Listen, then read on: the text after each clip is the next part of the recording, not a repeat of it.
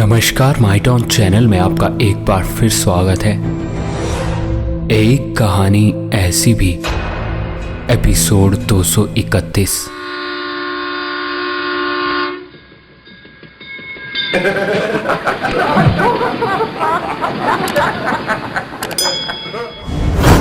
रोहित, राकेश, विक्रम और विजय जो काफी मस्ती के मूड में थे, इस वक्त चारों ट्रेन में सवार शिमला घूमने के लिए आए हुए थे और सभी इस ट्रेन में सफर का मजा ले रहे थे। जब जब ट्रेन टनल से गुजरती तब तब वे चारों इसी तरह हल्ला मचाकर चिल्लाते।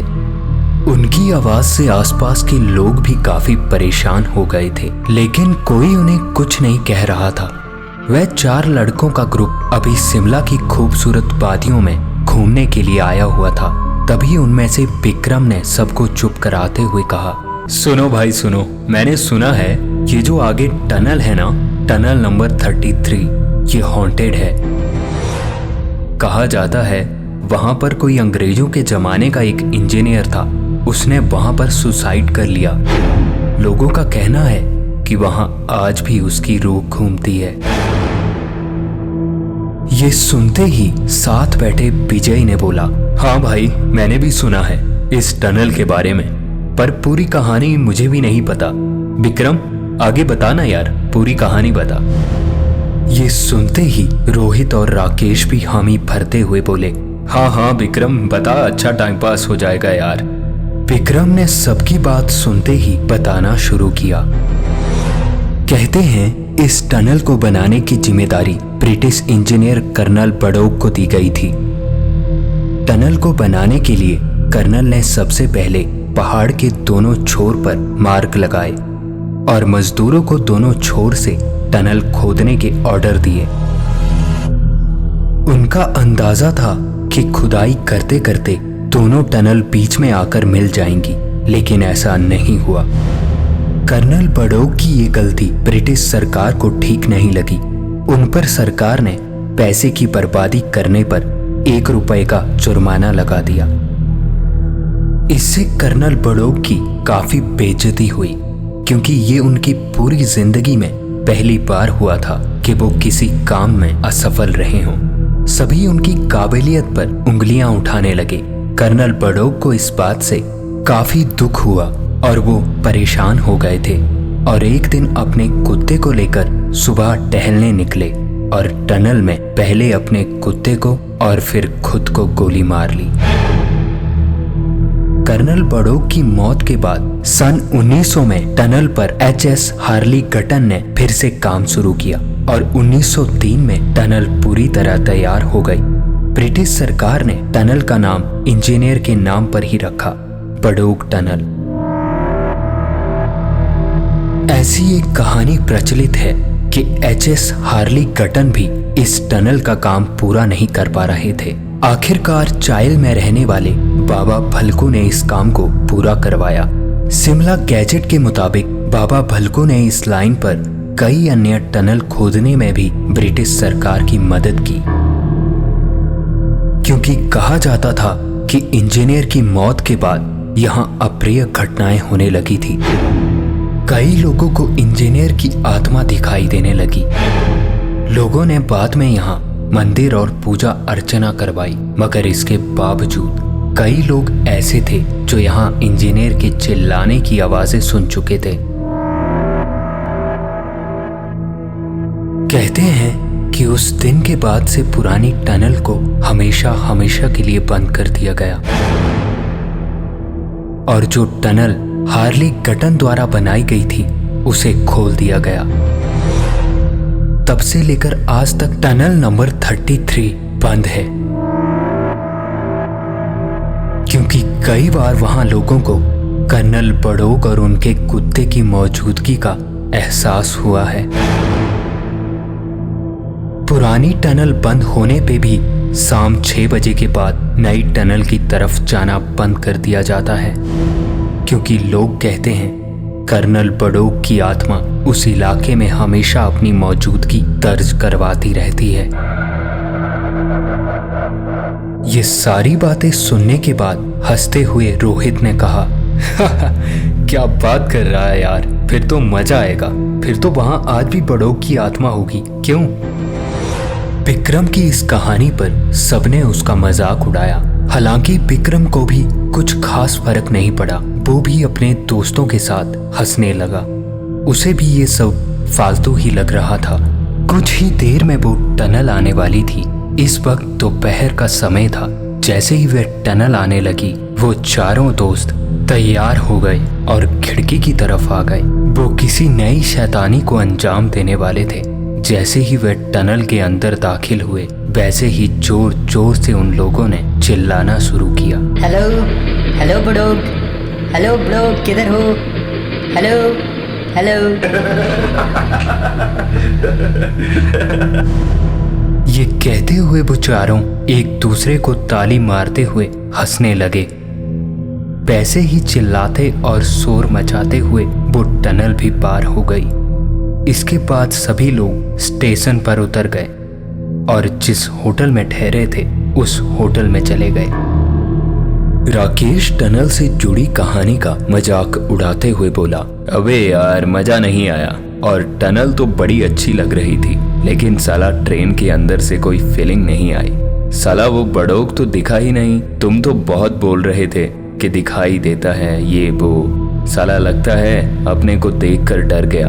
ये सुनते ही रोहित ने कहा, हाँ यार तभी तो कहता हूँ, ये सब फालतू की बकवास होती है इनकी।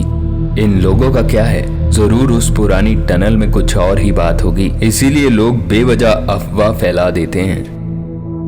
ये सुनते ही विजय ने बोला, एक काम करते हैं, क्यों ना हम लोग उस टनल में रात के समय चलें। वैसे भी 6 बजे के बाद तो वहाँ ट्रेन का आना जाना बंद हो जाता है। उसके बाद 7 बजे के बाद हम लोग जाकर देखते हैं। देखे तो सही वहाँ ऐसा है क्या कहते हो? विजय की ये बात सुनकर सब एक दूसरे के मुंह की तरफ देखने लगे।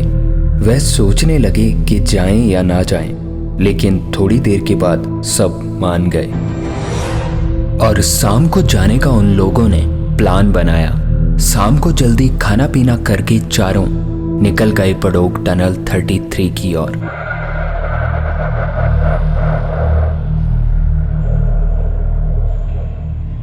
इस वक्त रात के 8 बज रहे थे, लेकिन उस टनल में अंधेरा इस कदर गहराया हुआ था जैसे कि आधी रात हो गई हो। वैसे भी शाम 6 बजे के बाद यहाँ सारी ट्रेनों का आना जाना बंद हो जाता था और इसके बाद यहाँ एक परिंदा तो क्या, कोई जानवर भी नजर नहीं आता था। वह बिल्कुल सुनसान हो चुका था। रात के 8 बजे एकदम बहुत ही ज्यादा गहरा अंधेरा छाया हुआ था। उन लोगों ने अपने अपने मोबाइल निकाले और अपने मोबाइल की टॉर्च जला दी। उतने में विक्रम ने बोला, यार दोपहर को तो बड़ा ठीक ठाक लग रहा था, लेकिन अभी देखो इतना अंधेरा है कि कुछ दिख भी नहीं रहा। ये सुनते ही रोहित भी बोला, हाँ यार सही कहा, ट्रेन से देखने पर हमें पता ही नहीं चला था। इतने में खिंचता हुआ राकेश बोला, अब तुम आगे बढ़ोगे या मैं आवाज देकर बड़ों को बुलाऊं? राकेश की ये बात सुनते ही सब सकते में आ गए, क्योंकि इस वक्त ये जगह बहुत ज्यादा डरावनी लग रही थी और अंधेरा तो इतना था कि हाथ को हाथ नहीं सूझ रहा था। उन लोगों के द्वारा चलाई हुई मोबाइल की टॉर्च से वहां रोशनी हो गई थी, लेकिन काफी अजीब सी मनहूसियत का एहसास हो रहा था। वह चारों यहाँ आ तो गए थे, पर राकेश को छोड़कर बाकी सब थोड़ा डर चुके थे। वह लोग थोड़ा आगे बढ़ने लगे तो देखा वो पुरानी टनल थी जिसमें एक दरवाजा था जो पूरी तरह बंद कर दिया गया था। दरवाजे की तरफ देखते हुए राकेश ने बोला, ये लो दरवाजा तो बंद है। ये सुनते ही डरता हुआ विक्रम भी बोला, अरे भाई समझ नहीं रहा है तू? लोग कहते हैं कि ये पूरा इलाका ही उसका है, भले टनल बंद भी हो, उसकी आत्मा इस पूरे इलाके में भटकती है। तभी तो यहाँ शाम 6 बजे के बाद ट्रेन का आना जाना बंद कर दिया जाता है। ये सुनते ही राकेश ने फिर मजाक उड़ाते हुए कहा, अच्छा तो ऐसी बात है, फिर बता तू क्या दिख रहा है कहीं वो बड़ोग? तब हम चिल्ला चिल्ला कर बुला रहे थे, तब तो आया नहीं। लगता है डरता है यार। ये सुनकर विजय ने डरते हुए कहा, अबे धीरे बोलना, थोड़ा मुझे यहाँ डर लग रहा है। राकेश एक बार फिर मजाक उड़ाते हुए बोला, अबे तू पागल है क्या? तुझे अब भी लग रहा है कि यहाँ बड़ोग आएगा? चल चल, मैं बुलाता हूँ तेरे कर्नल बड़ोग को। ये कहते हुए राकेश जोर जोर से चिल्लाने लगा, hello hello Barog, hello hello.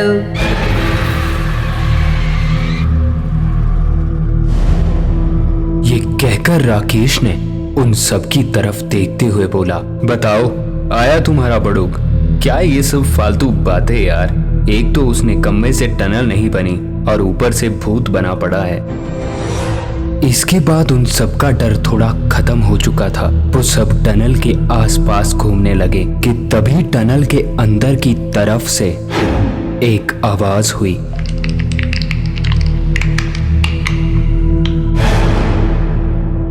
ये आवाज काफी धीमी हुई थी, लेकिन इतने अंधेरे और सुनसान जगह पर उन चारों को ये आवाज साफ साफ सुनाई दी थी।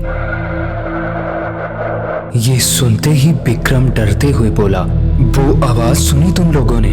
कुछ अजीब नहीं थी ये सुनकर राकेश ने फिर बोला, होगा कुछ यार, चलो अब बहुत बोर हो रहा है। यहाँ कुछ काम की चीज तो है नहीं। मैंने सोचा था दरवाजा खुला होगा, अंदर कुछ खजाना गड़ा मिलेगा, पर अफसोस मजा नहीं आया। कि तभी टनल के अंदर से एक आवाज फिर आई, जो उन चारों ने साफ साफ सुनी।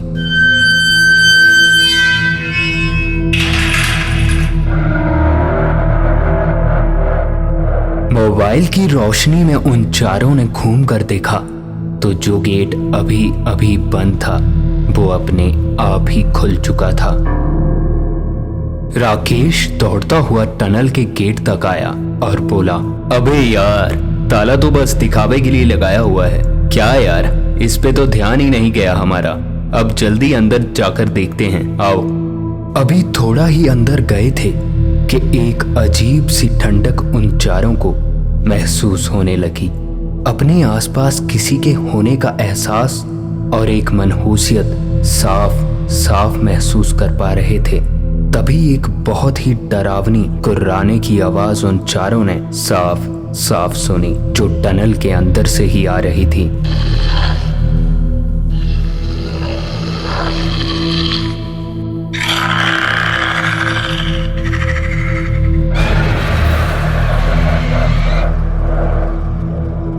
ये सुनकर अब राकेश भी थोड़ा डर चुका था। अभी वो उस तरफ देख ही रहे थे कि एक डरावनी आवाज के साथ टनल का गेट बंद हुआ।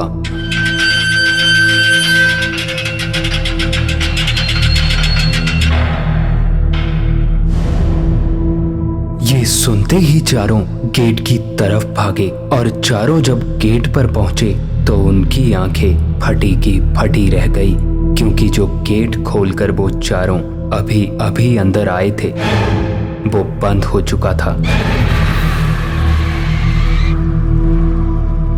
गेट देखकर ऐसा लग रहा था मानो वो गेट कई सालों से खुला ही ना हो। ये देखकर चारों पूरी तरह डर चुके थे कि तभी वहां अचानक कुत्ते के भौंकने की आवाजें सुनाई देने लगी।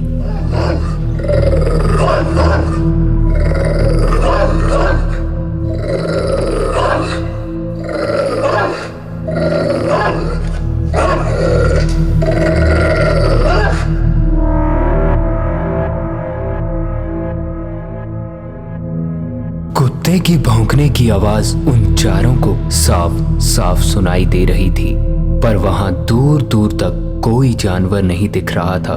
धीरे धीरे कुत्ते की भौंकने की आवाज उनकी तरफ बढ़ रही थी, मानो वो कुत्ता उसी टनल में उनके सामने ही हो, पर उन्हें कोई आसपास नहीं दिख रहा था। धीरे धीरे कुत्ते की आवाज डरावनी होने लगी। अचानक भौंकने की आवाज रोने की आवाज में बदल गई। ये आवाज बहुत ही तेज और कानों में तकलीफ देने वाली थी।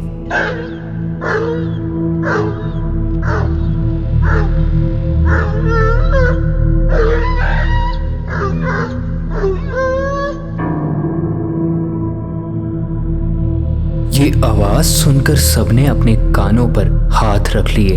अब धीरे धीरे वो आवाज कम हो रही थी।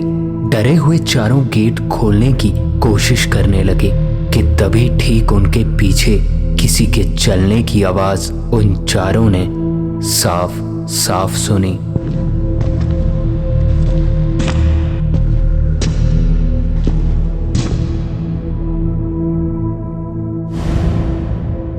मोबाइल की रोशनी में चारों इधर उधर देखने लगे, पर उन चारों के अलावा वहां कोई नहीं था। चारों बहुत बुरी तरह डर चुके थे। डरे हुए वो चारों अभी इधर उधर देख रहे थे कि तभी टनल के अंदर से आती हुई रोशनी की तरफ विक्रम का ध्यान गया।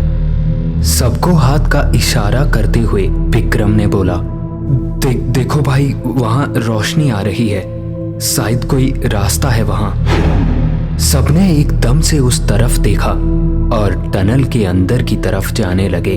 धीरे धीरे चारों टनल की गहराई की तरफ बढ़ रहे थे कि उन्हें किसी के रोने की आवाज सुनाई देने लगी।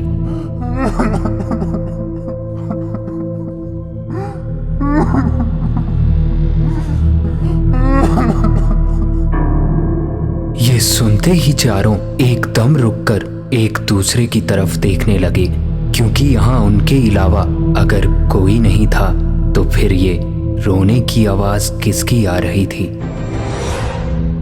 यही सोचते हुए चारों फिर आगे की तरफ चलने लगे। चलते चलते चारों टनल के छोर पर पहुंच चुके थे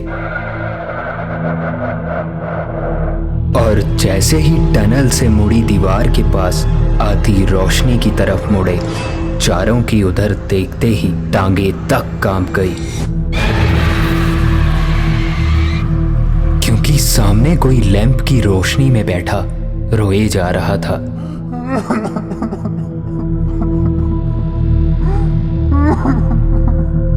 उन चारों ने देखा घुटनों तक जूते पहने हुए और सिर पर गोल हैट पहने मैरून रंग के कपड़ों में जिसमें काफी मिट्टी लगी हुई थी, एक हाथ में बंदूक लिए एक आदमी दिख रहा था। उसके रोने की आवाज से उसके दर्द का एहसास उन चारों को साफ साफ महसूस हो रहा था। उन चारों के देखते ही देखते उस आदमी ने रोते हुए अपने कुत्ते को गोद में लिया और माफी मांगते हुए उसे गोली मार दी।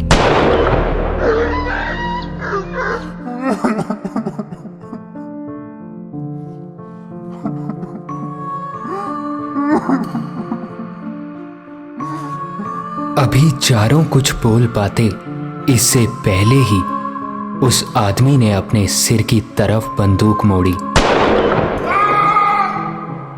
चारों चिल्लाते हुए उसकी तरफ भागे, पर उनके पहुंचने से पहले ही एक जोर से चिल्लाने की आवाज के साथ सब कुछ शांत हो गया।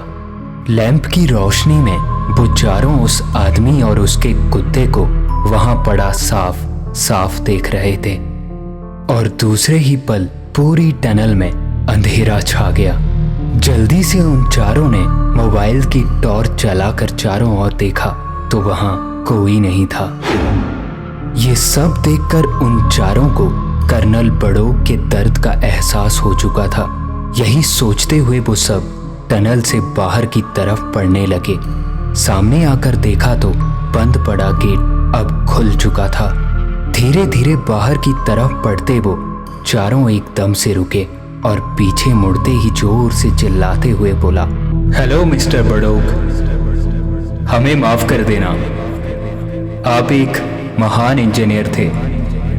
आपके काम पे हमें कोई शक नहीं है। हमें माफ कर देना। ये बोलते ही उन चारों ने टनल के अंदर कर्नल बड़ोग को अपने कुत्ते के साथ साफ साफ देखा, जो टनल के लास्ट छोर पर खड़ा उन चारों की तरफ ही देख रहा था और देखते ही देखते गायब हो गया। और दूसरे ही पल रोने की आवाजें उस टनल में एक बार फिर गूंज उठी।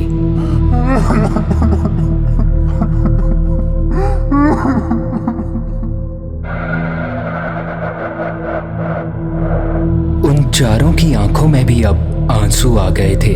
क्योंकि उन्हें भी इस दर्द का एहसास हो रहा था कि किस तरह किसी और की गलतियों की वजह से कर्नल बड़ौक को खुद को और अपने सबसे प्यारे कुत्ते को मारना पड़ा।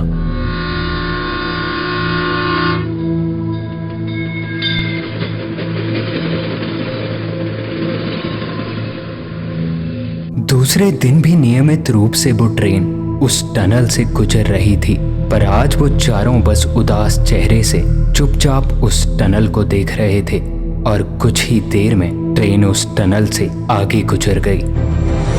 आज भी शाम 6 बजे के बाद उस टनल की तरफ कोई नहीं जाता। कहते हैं आज भी किसी के रोने की आवाज़ें वहाँ सुनाई देती हैं। और ये थी आज की एक कहानी ऐसी भी।